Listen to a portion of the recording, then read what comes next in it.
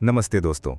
क्या आपने फील किया है कि हर साल गर्मी पिछले साल का रिकॉर्ड तोड़ रही है? It's not just summer anymore, it's a battle for survival. हम बात कर रहे हैं हीट वेव्स की। इंडिया से लेकर यूरोप तक पूरा ग्लोब एक अवन बनता जा रहा है। पर क्या आपने कभी सोचा है कि ये हीट वेव्स अचानक इतनी डेडली क्यों हो गई हैं? इसके पीछे की एक्चुअल साइंस क्या है? क्या ये सिर्फ ग्लोबल वार्मिंग है या कुछ और? आज के इस वीडियो में हम डीप डाइव करेंगे हीट वेव्स की दुनिया में। हम समझेंगे हीट डोम्स, क्लाइमेट चेंज और वो प्रैक्टिकल स्टेप्स जो आपकी और आपकी फैमिली की जान बचा सकते हैं। So stay tune till the end, क्योंकि ये इन्फॉर्मेशन सिर्फ नॉलेज नहीं, सर्वाइवल के लिए जरूरी है।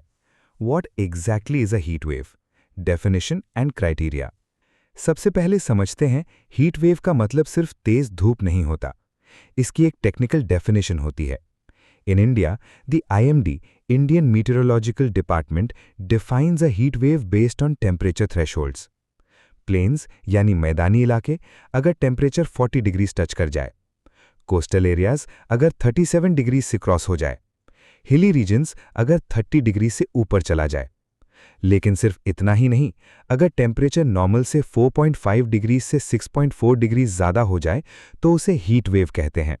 और अगर ये डिफरेंस 6.4 डिग्री से भी ज़्यादा हो तो उसे कहते हैं सिवियर हीट वेव। इमेजिन करिए, अगर आपके शहर का नॉर्मल टेम्परेचर 35 डिग्रीज होना चाहिए पर वो 42 डिग्रीज पहुंच जाए, that is a red alert zone. The science behind it, why is it happening? अब आते हैं सबसे बड़े सवाल पर, व्हाई इज़ इट हैपनिंग? इसके पीछे 3 बड़े रीजंस हैं। Number 1, the heat dome effect. ये सबसे बड़ा कल्प्रिट है। Imagine a pressure cooker. जब एटमॉस्फेरिक प्रेशर हाई होता है तो वो गर्म हवा को नीचे की तरफ पुश करता है। ये हाई प्रेशर एक लिड या ढक्कन की तरह काम करता है। गर्म हवा बाहर नहीं निकल पाती और वहीं ट्रैप हो जाती है। सूरज की गर्मी इस ट्रैप्ड एयर को और गर्म करती रहती है, leading to scorching temperatures. Number 2, climate change and global warming. हम सब ने पढ़ा है पर इसे सीरियसली नहीं लिया। इंडस्ट्रियलाइजेशन की वजह से CO2 और मीथेन जैसी ग्रीन हाउस गैसेज बढ़ गई हैं। ये गैसेस हीट को ट्रैप करती हैं। अर्थ का एवरेज टेम्परेचर बढ़ चुका है, जिसकी वजह से एक्सट्रीम वेदर इवेंट्स जैसे हीट वेव्स अब पहले से ज़्यादा फ्रीक्वेंट और इंटेंस हो गए हैं। Number 3, El Nino factor. Pacific ocean की सरफेस वार्मिंग को एल नीनो कहते हैं। इसका असर पूरे दुनिया के वेदर पैटर्न पर पड़ता है। एल नीनो ईयर्स में इंडिया में अक्सर मानसून कम होता है और गर्मी ज़्यादा पड़ती है। The urban heat island effect. शहरों में रहने वालों के लिए एक और बड़ा दुश्मन है अर्बन हीट आइलैंड इफेक्ट। हमारे शहर कंक्रीट, एस्फॉल्ट और ग्लास से बने हैं। ये मटेरियल्स दिन भर गर्मी को अब्जॉर्ब करते हैं और रात को रिलीज करते हैं। इस वजह से शहर गांव के मुकाबले 3-4 डिग्री ज़्यादा गर्म रहते हैं। पेड़ कम हैं, एसीज की संख्या बढ़ रही है जो अंदर ठंडा करते हैं पर बाहर और गर्मी फेंकते हैं। It's a vicious cycle.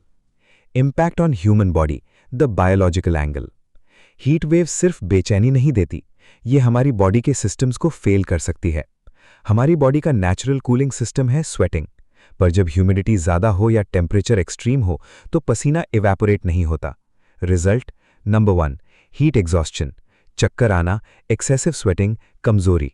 Number 2, heat stroke. ये एक मेडिकल इमरजेंसी है। जब बॉडी टेम्परेचर 104 डिग्रीज फ़ारेनहाइट यानी 40 डिग्री सेल्सियस क्रॉस कर जाता है तब ब्रेन और ऑर्गन्स डैमेज होने लगते हैं। इसमें पसीना आना बंद हो जाता है और इंसान बेहोश हो सकता है। Prevention and safety measures, the survival guide.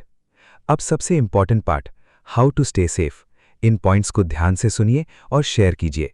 Number 1, hydration is की। प्यास लगने का वेट मत कीजिए, दिन भर पानी पीते रहें। नींबू पानी, कोकोनट वाटर और ORS का यूज़ करें।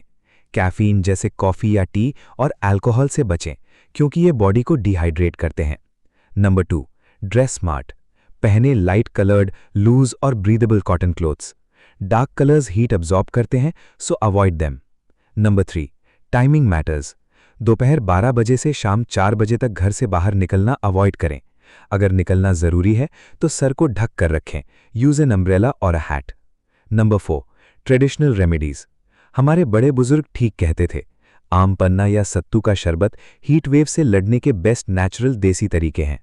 Number 5, check on vulnerable people. बच्चों और बुजुर्गों का खास ख्याल रखें क्योंकि उनकी बॉडी टेम्परेचर रेगुलेट करने में कमज़ोर होती है। Long term solutions, what can we do as a society? Individual safety तो ठीक है, पर हम कब तक एसी में छुपे रहेंगे? We need long term solutions.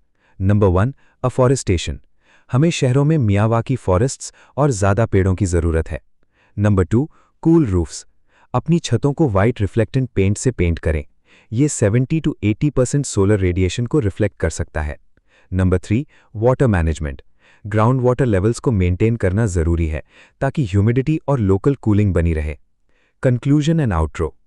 दोस्तों, क्लाइमेट चेंज कोई फ्यूचर की बात नहीं है, ये यहाँ और अब यानी हियर एंड नाउ है। हीट वेव्स एक वार्निंग सिग्नल है नेचर की तरफ से। अगर हमने आज अपने एनवायरनमेंट का ख्याल नहीं रखा तो कल शायद गर्मी बर्दाश्त के बाहर हो जाए। सेफ रहिए, पानी पीते रहिए और इस वीडियो को अपने दोस्तों और फैमिली के साथ शेयर कीजिए ताकि वो भी जागरूक बन सकें। आपको गर्मी से बचने का कौन सा देसी नुस्खा पता है? कमेंट करके ज़रूर बताएं।